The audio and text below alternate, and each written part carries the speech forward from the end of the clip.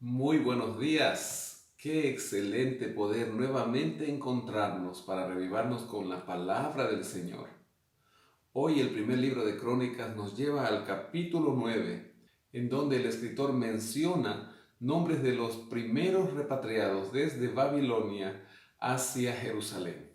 Y nos dice, versículo 1, contado todo, Israel por sus genealogías, fueron escritos en el libro de los reyes de Israel. Los de Judá fueron deportados a Babilonia por su rebelión. Los primeros habitantes que entraron en sus posesiones en las ciudades fueron israelitas, sacerdotes, levitas y sirvientes del templo. Mientras que las tribus del norte habían sido deportadas a distintas partes de Mesopotamia en el año 722 a.C., el reino de Judá lo fue a Babilonia en 3 etapas, culminando en el año 586 a.C. Y de estos fue que volvieron ahora para Jerusalén. En la lista que da en el último versículo que leímos, menciona a 4 clases: israelitas, sacerdotes, levitas y sirvientes del templo. Estas 3 últimas nos denotan que para el escritor era muy importante aquellos que se dedicaban al servicio en el templo del Señor.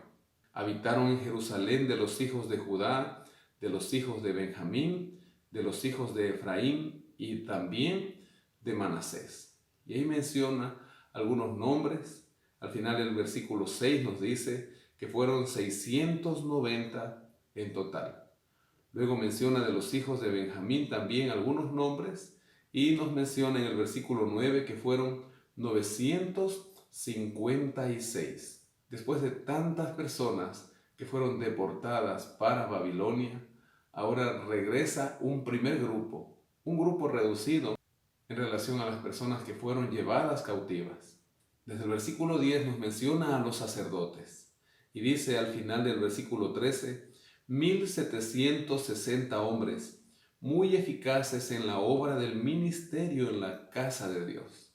A pesar de los años en que habían estado cautivos en Babilonia, estos hombres descendientes de Leví y preparados para el sacerdocio, nos dice que eran eficaces en la obra del ministerio y ahora volvían a ministrar ahí en la casa del Señor.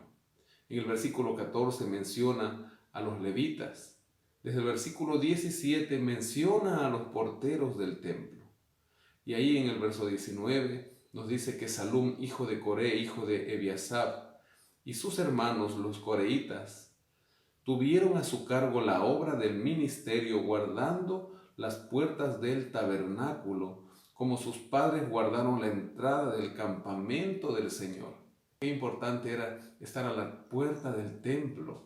Hay veces que en nuestra iglesia, ahora en la actualidad, cuando a una persona se le pide estar a la puerta, dar la bienvenida, ser parte del ministerio de la recepción, no lo ve como un ministerio de tanta importancia. Pero nosotros al leer este capítulo veremos que más lo dedica a hablar del ministerio de aquellos que estaban a la puerta. El dar la bienvenida, el cuidar la puerta, el estar pendiente de los que llegan a la casa del Señor, es un ministerio honrosísimo. Y como vemos acá, habían personas escogidas, especiales, para realizarlo. En el verso 22 nos dice que todos estos, escogidos para ser guardias de las puertas, eran 212 cuando fueron contados en sus villas, según el registro de sus genealogías, los cuales habían sido establecidos en sus cargos por David y Samuel el vidente. Ahora una parte de ellos volvía de Babilonia. Todos ellos con sus hijos eran porteros y se turnaban a las puertas de la casa del Señor y de la casa del tabernáculo. Y estaban los porteros a los 4 lados, al oriente, al occidente, al norte y al sur. Y sus hermanos que estaban en sus aldeas venían cada 7 días, según su turno, para estar con ellos. Porque 4 principales de los porteros levitas estaban de guardia permanentemente y tenían a su cargo las habitaciones y los tesoros de la casa de Dios. Estos habitaban alrededor de la casa de Dios, pues tenían el encargo de guardarla y abrirla todas las mañanas. Esto no quiere decir que el templo nunca estaba cerrado. Hoy en día, muchos de nuestros templos se abren solo una vez a la semana, es decir, el sábado. Algunos se abren una vez entre semana, 1 hora, hora y media. Y el resto de días están cerrados. ¿Cuán importante sería que nuestros templos en la actualidad se puedan abrir todos los días? Pero para ello debemos estar listos, preparados para ofrecer tanto a nuestros hermanos como a nuestros amigos una programación especial cada día. También nos dice en el versículo 28 que algunos de estos tenían a su cargo los utensilios para el ministerio, los cuales contaban cuando se guardaban y cuánto se sacaban. Es decir, que se tenía un cuidado muy especial por las cosas del templo. Otros estaban a cargo de la vajilla y de todos los utensilios del santuario, de la harina, del vino, del aceite, del incienso y de las especias. Y algunos de los hijos de los sacerdotes hacían los perfumes aromáticos. Matatías, uno de los levitas, primogénito de Salum, el coreíta, tenía a su cargo las cosas que se hacían en sartén, y algunos de los hijos de Coat y de sus hermanos tenían a su cargo los panes de la proposición, los cuales ponían por orden cada sábado.